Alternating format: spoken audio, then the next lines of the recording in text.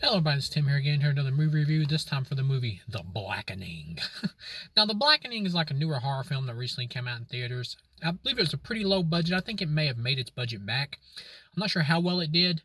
I only heard about it not too long ago, actually. I follow a lot of movie news and stuff like that, so I'm able to hear about movies and follow a lot of films that are kind of under the radar that other people may not know about or may not have heard about.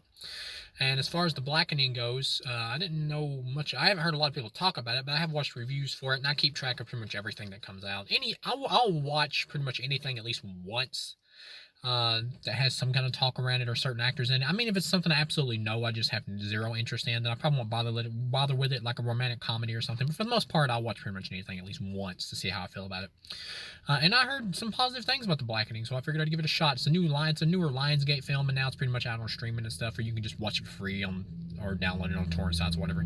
But I figured I'd give it a watch to see how it was like, and I gotta say, overall, I liked it. From 1 to 4 stars, I'd give it a solid 3 out of 4. It is a good movie. I do not think it is a great movie, but it is a good film. And I would be open to a sequel to this.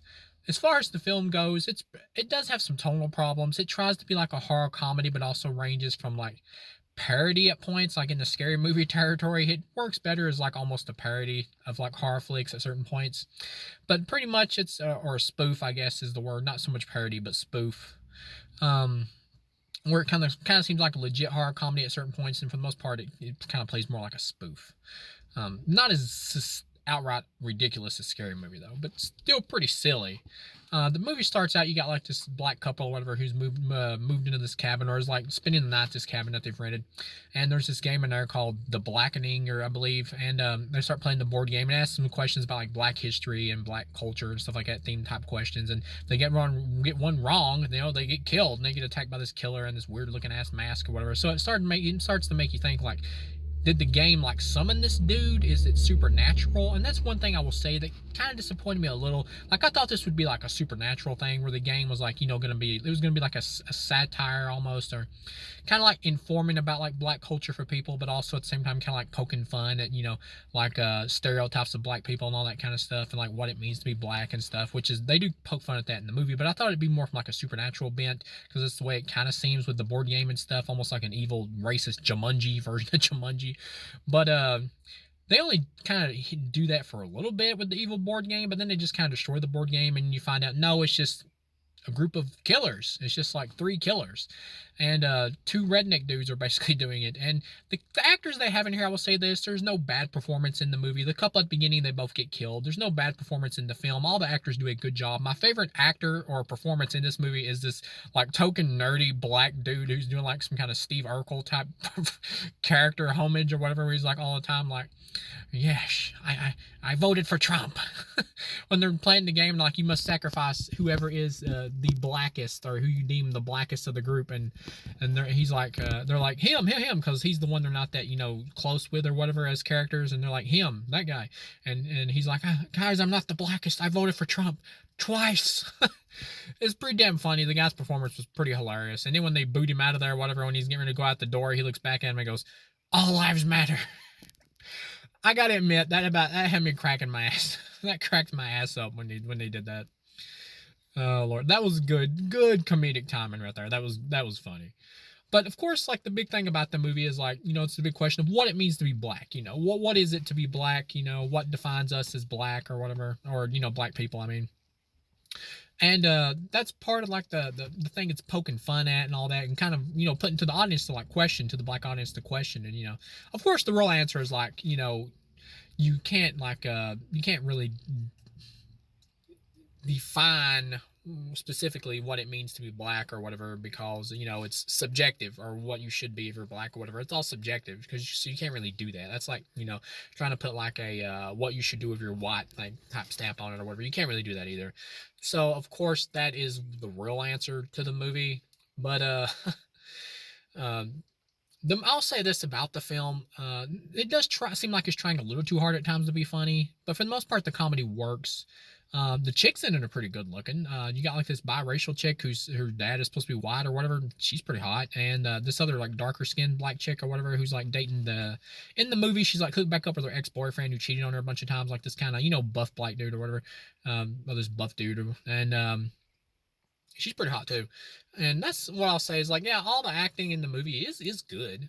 Nobody's bad here. I will say this though, the characters aren't like really likable. Like they constantly argue with each other, and they're constantly, like um, telling each other like, well, not all of them, but most of the time they are constantly arguing with each other and kind of like doing the wrong thing. Like even though, spoiler alert, the nerdy black dude or whatever, the Steve Urkel type parody character, actually find out he's the ringleader behind everything, and which I thought was pretty funny. But they do say to send him out there just because they're not as close with him as friends, and so that automatically makes him, not super likable. Even though they kind of turn around, they're like, "We did the wrong thing. We need to try to help him." It was, they think he gets killed, but secretly he doesn't. He's in on it. He organized all this. But still, though, these characters are not entirely likable. But given the fact this film is a comedy, it's not that big a deal because it's just really trying to make you laugh. You're not really supposed to think about this in like too serious of standards or whatever. When you get to the end and the twist is revealed, and it's like the Steve Urkel black dude or whatever is behind everything. He's like, why are you doing it? And he's like, why? I'll tell you why. And he's like, I was playing spades with you one day, and I wasn't any good at it. I didn't know how to play. And so you said I wasn't black because of that, or I lost my black card because of that. And then he got mad, and he took off. He started drinking. He accidentally ran over a woman and spent 4 years in prison. And now he's out for revenge against them. It is so stupid, but it is hilarious. It is hilarious. And of course, it's social commentary on the whole thing of like, why isn't he black? Is it simply, just for not being able to play like this game of spades cards? It's obviously social commentary on that. And this actor was just so funny because like they're throughout the movie, like the women are looking at each other and they're like doing glances, and it's like they can read each other's minds and hear each other's voices in their heads. And at the end of it, the guys start doing it too. And there's like one of the characters who's a gay guy, and he's like talking to the other big buff dude, and he's like talking in his mind or whatever to him about how they're going to formulate a plan of charging the dude. You go high, go low, and then the gay dude turns around, like looks at the Steve Urkel type dude or whatever, and he's talking to his mind. He's like, "Nigga, did you just hear what I said?" And the bad guy goes, "Yes, nigga, I did." It's pretty damn funny. Like the comedic timing in this is pretty well done. That is one thing I will say. They do use the N-word maybe a little bit too much in this. Like I'm not somebody who's offended by foul language or anything like that. When it comes to like edgy comedy, you have to be willing to push the boundaries and use like the N-word or even like the word cracker or eat shit and die, whatever. You have to be willing to push boundaries and all that to get a laugh out of people, because most of the things that are funny, they are offensive. And you can't really, stuff that's like squeaky clean is not really that funny. I mean, it's not. So that's just the truth. You have to be willing to push boundaries and stuff like that to be funny, as long as it's for the sake of comedy. And you can tell when you're watching a movie whether or not something seems mean-spirited or whether or not it's really just there for laughs. And it's here for laughs. But I will say they do slightly overuse the word. But another thing, I don't think we should hide from the word. When it comes to like racist words, any racist words, I don't think we should hide from them or fear saying them, because I think it just gives them more power. But just because you can say a word doesn't mean that you should say a word. There's right times and right places to use certain language when you're discussing certain topics, and there's other times when it shouldn't be used. And being an adult means that you should know the difference, really. But yeah, when it gets to the end here, they knock him over like into this well or whatever. He was like dumping the bodies, and they look down there, and they think he's dead, and then the camera like pans down into the well or whatever, and you hear him laughing like, like he's gonna be back. That's why I hope there's a sequel to this, just so I can see this dude again. But yeah, overall, there's some funny like gag in the credits or whatever. They're talking about, should we call the police? And they're all laughing like, let's call the fire department.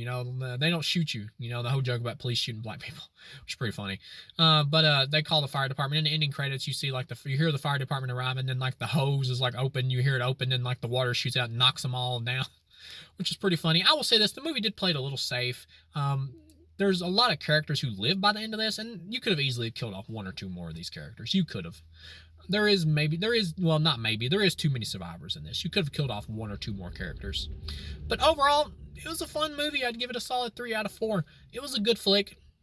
I'd be interested in a sequel. I did wish it kind of went more supernatural or whatever, and was more of like a social commentary, kind of like comedic thing, about like black culture and all that, which it still is, but I was hoping it was more from like a supernatural bent with the game or whatever, like an evil racist Jumanji type thing.